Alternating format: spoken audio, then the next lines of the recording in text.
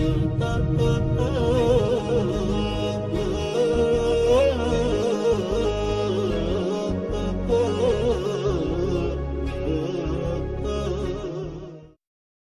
بالله من الشيطان الرجيم بسم الله الرحمن الرحيم صلى الله وسلم وبارك على سيدنا Muhammad وعلى آله وأصحابه أجمعين. Donc nous voilà entrés au plein cœur de la période mécoise. Donc dans cette nouvelle séquence que j'ai intitulée la période mécoise, ce qu'on a vu jusqu'à présent, on va dire que ça entrait dans son enfance, sa naissance, son enfance et sa jeunesse. Et maintenant nous entrons dans la vie d'homme de Sidna Muhammad sallallahu alayhi wa sallam. Et donc la période mécoise, le thème lui-même a son importance. Nous approchons des premières révélations et donc c'est une des sciences du Coran.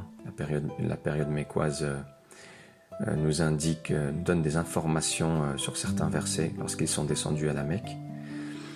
D'ailleurs, on a quelques versets du Coran qui nous interpellent sur justement cette période-là. Non, je jure par cette cité, donc dans Surat al-Balad, et toi tu es un résident dans cette cité, et par le Père et ce qui l'engendre, nous avons certes créé l'homme pour une vie de lutte, donc dans le sens où il y a des efforts à fournir dans cette vie épreuve. Ici, Dieu subhanahu wa ta'ala, dans cette sourate qui n'est pas terminée et qui est très très importante, que je vous invite à relire, eh bien, Dieu interpelle le prophète Muhammad sallallahu alayhi wa sallam dans son environnement propre. Donc, je jure par cette cité, et toi, tu es un résident dans cette cité. Donc ici, on voit bien que le Dieu subhanahu wa ta'ala insiste sur le fait que ce messager est un homme, et est un homme qui fait partie de la vie des autres hommes, des autres femmes, et donc qui comme on l'a dit précédemment, mange, boit, va dans les marchés, travaille pour gagner sa vie. Et c'est de cet homme-là que Dieu subhanahu wa ta'ala va tracer son chemin, un chemin pour l'humanité. De cet homme-là, à travers sa vie, à travers les moindres détails de ses propos, de ses approbations, de ses faits et gestes, qui nous seront minutieusement transmises, eh bien, on va avoir un modèle qui va se dessiner progressivement. Ce modèle-là, c'est un modèle qui sera accessible, du fait qu'il s'agit d'un homme, accessible dans le sens où ce qui nous sera commandé, tel que le jeûne du mois de Ramadan par exemple, la prière ou d'autres actes d'adoration, eh bien, auront déjà été faits par un homme et donc seront accessibles pour tous les autres êtres humains. Donc dans cette période-là, le prophète Muhammad sallallahu alayhi wa sallam va être confronté, je vous ai dit précédemment qu'il n'a jamais eu de réel rôle politique. Pourtant, il y a eu un épisode durant lequel eh bien, il a été confronté à un conflit politique qui aurait pu s'envenimer, qui aurait pu être très très grave, qui aurait pu donner naissance à un conflit armé. Et donc il a été, bon gré mal gré, confronté à ce conflit-là, et il a pu résoudre et apaiser et désamorcer une situation très conflictuelle. Donc il s'agit de la reconstruction, lors de la reconstruction de la Kaaba. Il y a eu une intempérie, une tempête, un incendie, et la Kaaba, qui était faite à l'époque de bois et de pierre, a pris feu, et donc elle a été sérieusement endommagée. Certaines poutres ont été très très fragilisées, donc on ne pouvait plus garder la Kaaba telle qu'elle, il fallait la déconstruire jusqu'aux bases les plus authentiques, celles qui correspondaient à celles de Sidna Ibrahim et Sidna Ismaïl alayhi salam. Et donc arrivé à cette base-là, ils ont reconstruit tout doucement cette Kaaba. Et donc il s'agissait d'enlever la pierre noire et de la remettre. C'est la remise de la pierre noire à sa place qui a déclenché le conflit. Chaque chef de tribu de la Mecque a juré que si ce n'était pas lui qui le faisait, que c'était quelqu'un d'autre, eh bien il entrerait en guerre.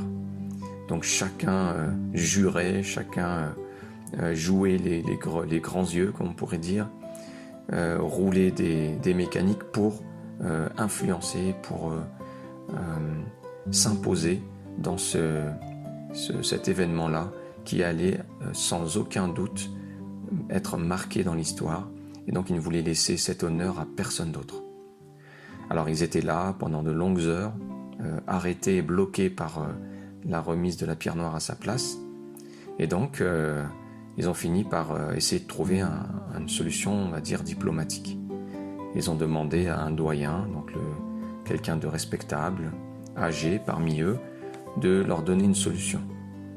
Et cette personne-là, donc, a proposé de s'en remettre et de laisser la première personne qui entrera dans la place de la Kaaba sera cette personne qui va remettre cette pierre noire, qui va trancher, en tous les cas, dans ce conflit.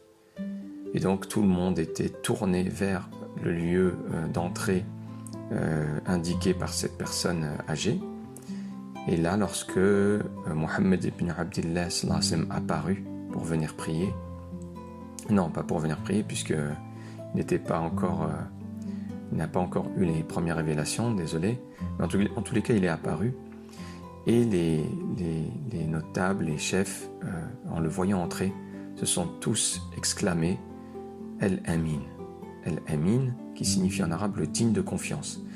Donc ils ont eu un soulagement, tout d'abord, qu'il ne s'agisse pas d'une personne de l'une des tribus qui aurait pu être, qui aurait pu trancher en faveur de sa tribu. Là, ils ont eu affaire à une personne en qui tout le monde a ressenti un soulagement, tout le monde a ressenti une joie intérieure. Ils ont su que confier une telle tâche à cette personne-là leur permettrait à tous de ne pas être lésés. Donc c'est le sentiment qu'ils ont eu au fond d'eux, puisqu'ils ont crié El-Amin, ils étaient contents. Donc ce noble messager, Mohammed sallallahu alayhi wa sallam, avait à ce moment-là 35 ans. Il avait 35 ans, donc on a fait appel à lui, on lui a expliqué le problème, on lui a expliqué la difficulté traversée, et là il a proposé de mettre cette pierre noire dans un tissu, sur un tissu qu'il a posé lui-même de sa main bénie. Il a demandé à ce que chaque membre présent et représentant sa tribu prenne un bout de ce tissu, le soulève, que tout le monde le soulève tous ensemble jusqu'à l'emplacement de la pierre noire, son nouvel emplacement donc, qui a été reconstruit. Et donc le prophète Mohammed sallallahu alayhi wa sallam a pris la pierre noire et l'a déposée à ce moment-là. Et tout le monde a été satisfait et personne n'en a voulu au prophète Mohammed sallallahu alayhi wa sallam d'avoir fait ce geste final, d'avoir mis la pierre noire comme si il faisait l'unanimité dans les cœurs de ces gens-là. Donc ici, cet épisode nous apprend plusieurs choses. La première chose sur laquelle j'ai beaucoup insisté, mais c'est consciemment, le prophète sallallahu alayhi wa sallam n'a jamais eu de rôle politique continuel ou un rôle, une fonction politique dans ce système, dans cette société de la Mecque. Il a eu un épisode qui est celui-ci, dans lequel il est intervenu d'une manière hasardeuse, on pourrait dire, et ça c'est pour répondre aux orientalistes et aux personnes mal intentionnées qui relisent, on l'a vu tout au début, qu'on peut avoir plusieurs lectures de la vie du prophète sallallahu alayhi wa sallam, et ils relisent la vie du prophète sallallahu alayhi wa sallam pour y chercher des failles, pour y chercher des faiblesses qui pourraient perturber en les agrandissant, en les exagérant, en y ajoutant des mensonges, eh bien, qui permettraient de perturber des musulmans de toute époque. Et ici, il s'appuie sur cet événement pour dire que si le prophète sallallahu alayhi wa sallam, avant de se proclamer prophète, eh bien, cherchait avait un rôle politique, il était baigné dans la politique, la preuve, ils vous citeront cet événement-là, ils citeront l'événement où il était tout enfant et sur les genoux de son grand-père, donc où il avait plutôt envie de jouer sur ses genoux que d'assister aux assemblées de concertation. Et rappelez-vous qu'il était très jeune, il avait 8 ans et il est resté que 2 ans avec son grand-père. Donc vous voyez bien que ici, dire qu'il aurait été préparé politiquement, qu'il aurait eu une expérience politique pour pouvoir ensuite, se hisser à la fonction et au rôle qu'il a joué par la suite, avec les nombreuses conquêtes, etc. C'est un mensonge, c'est un grand mensonge. Donc j'insiste sur cet aspect-là. Le deuxième aspect, c'est comment était perçu Muhammad ibn Abdillah sallallahu alayhi wa sallam avant les premières révélations. Comme je vous l'ai dit, tout son peuple, tout le monde était favorable à l'homme. C'était un homme doux, un homme plein de qualités, au doux caractère, agréable, ce qu'on appelle le khuluq al-hasan. Ces grandes qualités de caractère, noblesse de caractère. Et donc, il était déjà paré de toutes ces parures et agréable de compagnie. Donc ça, c'est le deuxième aspect. Le troisième aspect, c'est sa sagesse.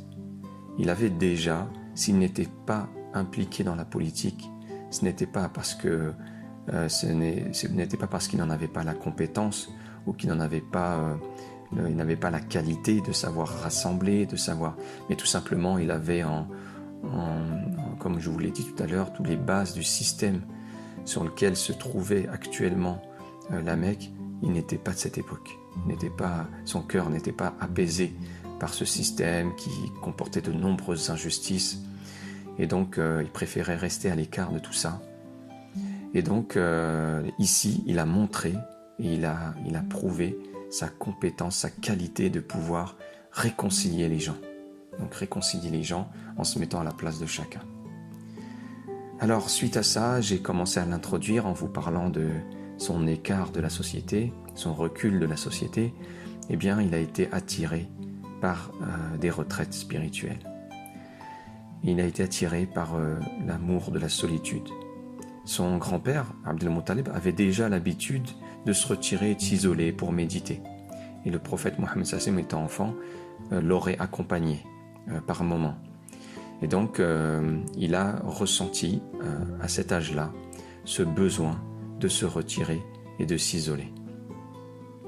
Alors, inutile de vous dire que donc il s'est retiré dans une grotte qu'on appelle Ghar Hira, la grotte de Hira, dans Jabal Nour, donc le mont Lumière, qu'on appellera par la suite ou qu'on surnommera le mont Lumière.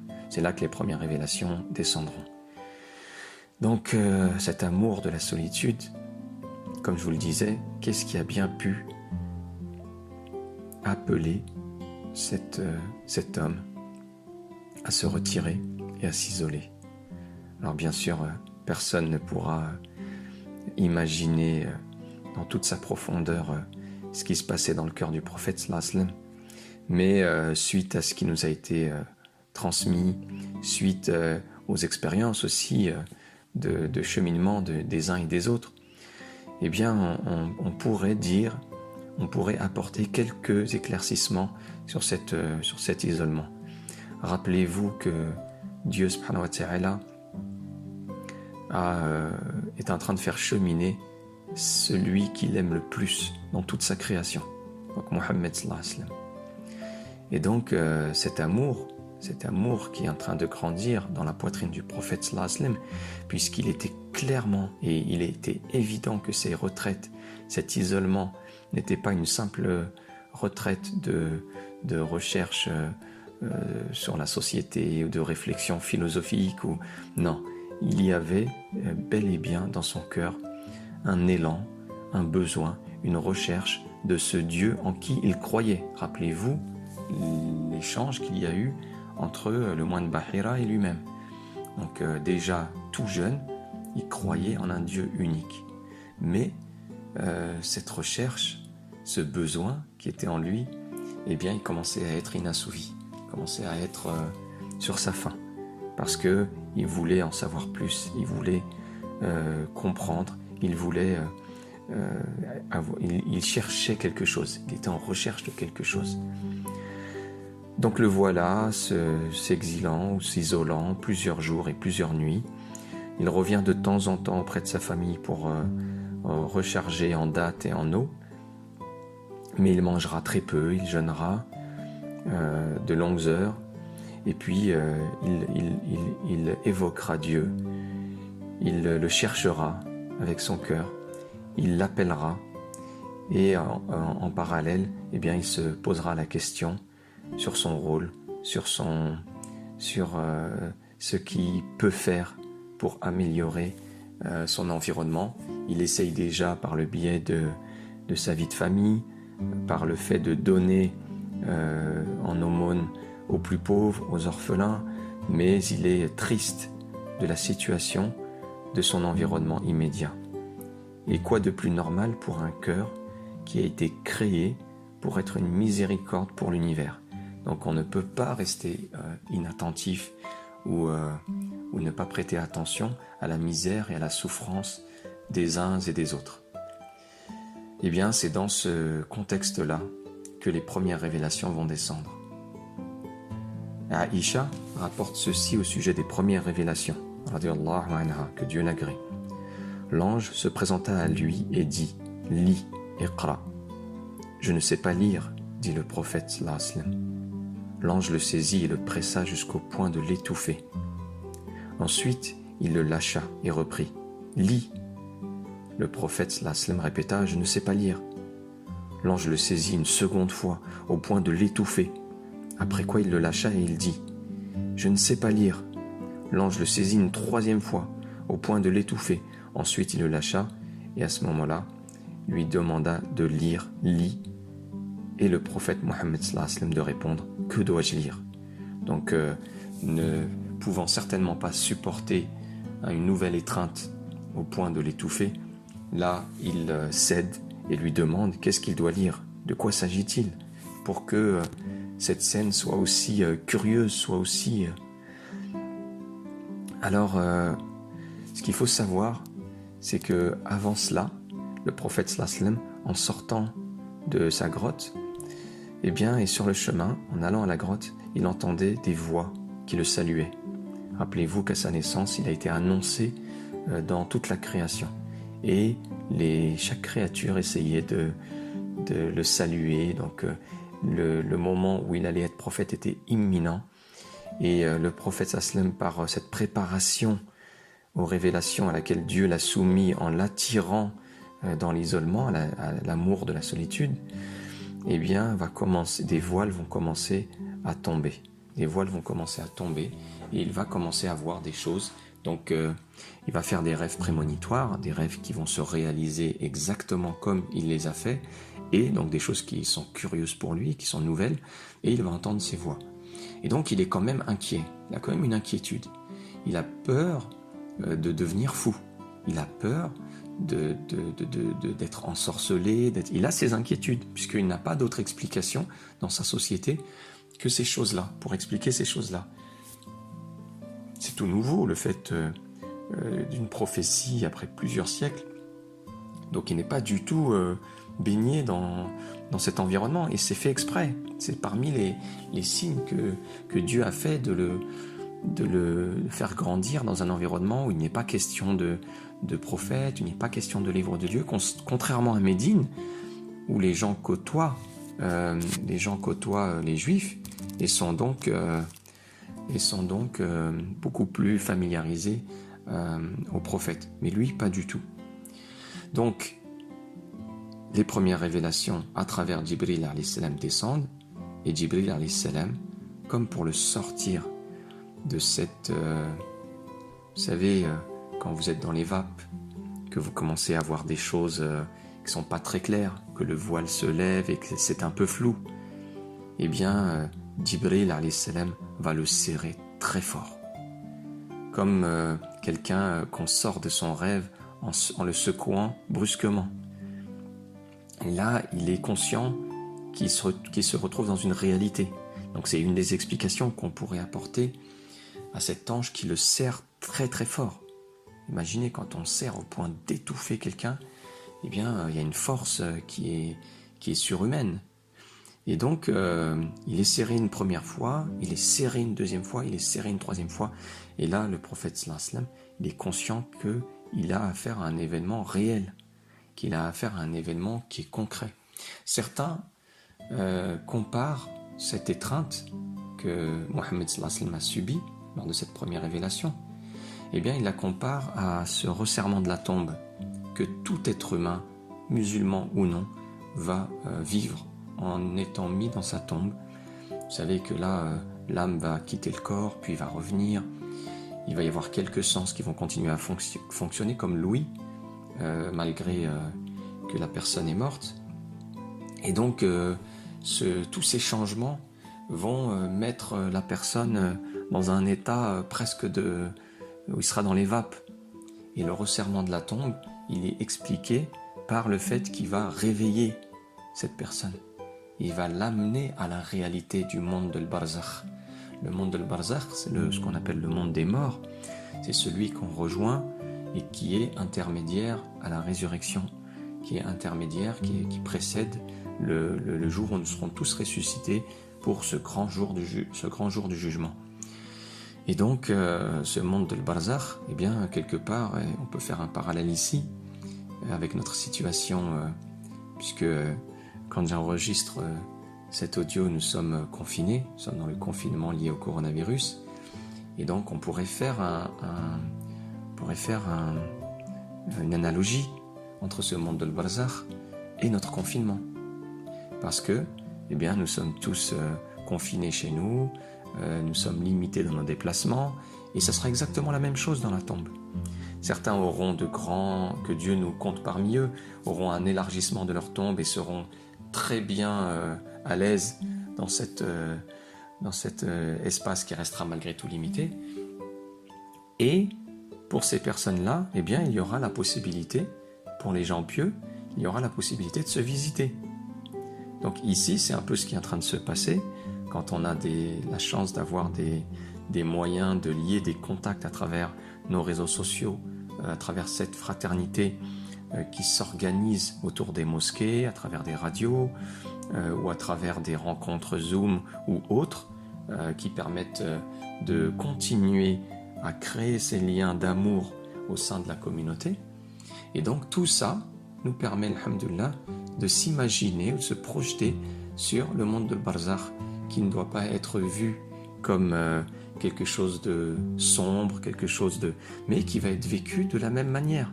Les liens d'amour qui se sont établis sur terre vont se poursuivre dans le monde de Barzakh.